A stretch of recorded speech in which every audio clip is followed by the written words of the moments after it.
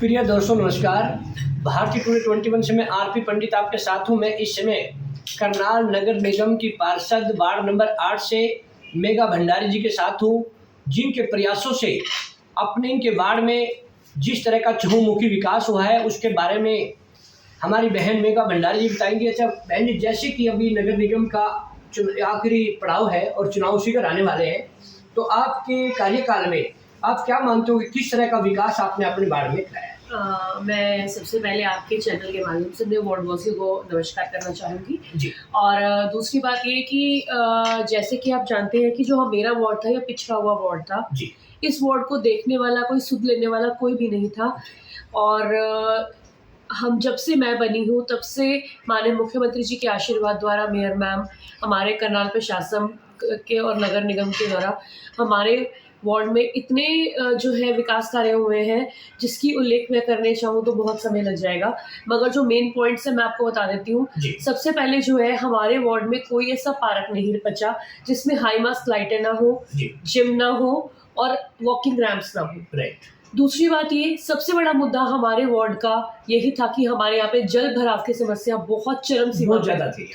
अगर आप देखेंगे तो प्रताप पब्लिक स्कूल की लाइन हो, चाहे वो शिव मंदिर की रोड हो, चाहे वो अब 6 और 7 की डिवाइडिंग क्यों ना हो, पानी का भराव इतना ज़्यादा रहता था कि जब हम बच्चों को स्कूल छोड़ने जाते थे या बच्चे स्कूल से आते थे तो सुबह भी उतना पानी होता था, दोपहर तक भी गोडे-गोडे पानी था।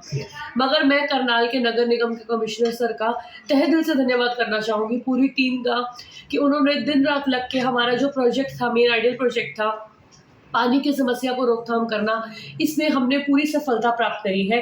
इस बार आप देखेंगे करनाल में काफ़ी एरिया में पानी था, मगर सेक्टर 6 का जो एरिया है वो बहुत ज़्यादा सुरक्षित था। कभी-कभार इतनी विपरीत स्थिति आ जाती थी कि पानी था जो लोगों के घरों के अंदर भी आ चुका था और उनका फर्नीचर भी खराब हो चुका था। मगर इस चीज़ के लिए हमने सफलतापूर्वक पूरा अपना कार्य करा है। तीसरा जो हमारा मेन प्रोजेक्ट था, पंपिंग सेंटर, जो बिल्कुल बैरान जंगल था। यहाँ पे बहुत सारी चेन स्नैचिंग भी हो रही थी, काफ़ी सारी दिक्कत आ रही थी, मगर हमने माननीय मुख्यमंत्री जी के आशीर्वाद द्वारा यहाँ पे अटल सेवा केंद्र, badminton hall, volleyball court, basketball call, skating, ये सभी इस तरह की सुविधाएं, आयुष केंद्र जो है जहाँ पे लोगों को फ्री दवाइयाँ मिल रही हैं, इलाज हो रहा है, पंचकर्मा हो रहा है, उन्होंने ये सब प्रोवाइड किया। और भी बहुत सारे मेन पॉइंट्स हैं जो हमारे वार्ड में विकास कर रहे हैं, चाहे वो लाइटिंग को ले लो, सड़कों को देख लो। हमने स्मार्ट सिटी के तहत जो मार्केट डेवलप करवाई है, ये 30-40 साल पुरानी टूटी बंजर मार्केट थी, मगर इसका डेवलपमेंट करवाने से हमारी मार्केट की जो शो है वो बहुत बढ़ चुकी है। अच्छा भंडारी जी, जैसे 5 राज्यों में चुनाव हो रहे हैं और उसके नतीजे भी 3 दिसंबर को आ रहे हैं, इसकी चर्चा पूरे जोर शोर से हरियाणा प्रदेश की राजनीति में भी उठ रही है।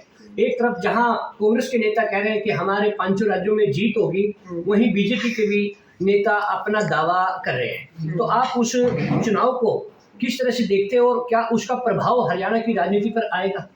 देखिए, मैं आपको एक ही बात कहना चाहूँगी, हमारे माननीय मोदी जी जब से आए हैं, पूरे भारत भर में विकास की जो झड़ियाँ हैं वो लग चुकी हैं। हर एक कोने-कोने पे विकास ही विकास नज़र आता है। तो इसमें कोई दो राय नहीं है, निश्चित हमारी सारे राज्यों में सरकार आएगी और बहुत अच्छे वोटों से सब जीतेंगे।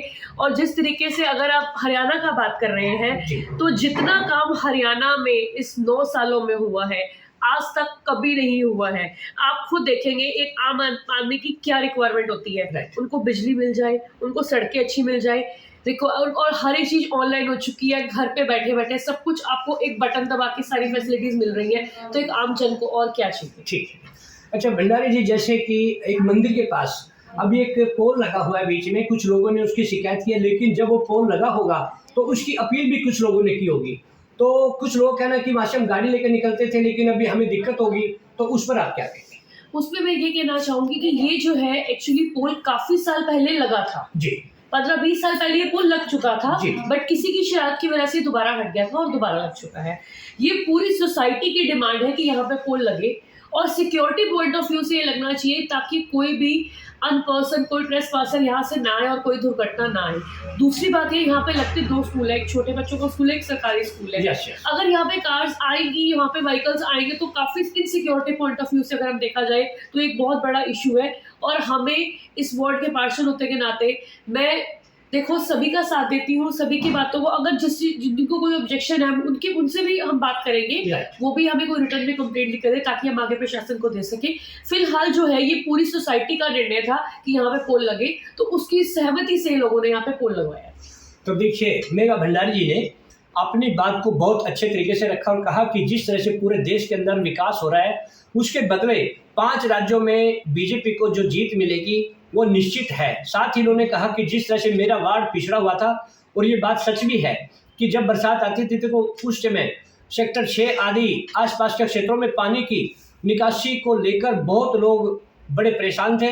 लेकिन मेघा भंडारी जी के प्रयासों से जिस तरह पानी की निकासी का समाधान किया गया, इससे बहुत सारे लोगों को बड़ी राहत मिली है। साथ ही इन्होंने इस पोल पर जो कुछ लोग विवाद कर रहे हैं, इन्होंने कहा कि अगर कोई लिखित में देता है तो हम उस पर भी विचार करेंगे, लेकिन वहाँ पर 2 स्कूल होने के कारण ताकि किसी बच्चे को कोई दुर्घटना ना हो, इस कारण से वह पोल पहले ही लगा हुआ था, जो कि दोबारा लगाया गया।